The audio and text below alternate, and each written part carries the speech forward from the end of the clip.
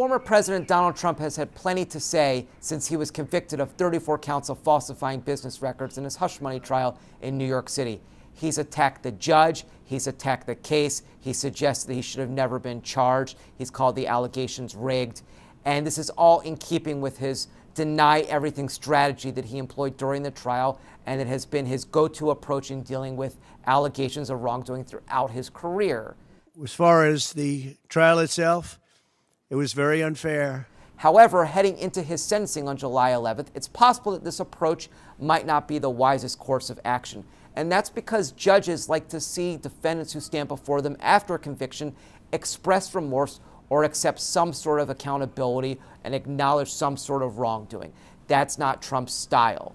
And so it's worth sort of keeping an eye on what will happen on July 11th when Trump stands before Judge Juan Merchan, and Merchan asks to see whether Trump has anything to say. It's very possible that Trump won't say anything because his strategy has been one of defiance, and as the presumptive Republican nominee looking to appeal to his base, his goal is to be adversarial and confrontational and concede nothing in the face of criticism and attacks and allegations.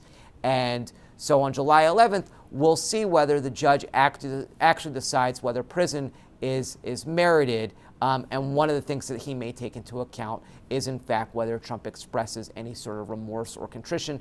And there's every reason to think that, Donald Trump won't do that based on his prior comments. It's also worth noting, though, that there could be other factors that the judge cites in deciding not to impose a prison sentence. Judge Merchan, for instance, could decide that there is a societal interest that cuts against the idea of putting a former president and potentially future president behind bars for any length of time.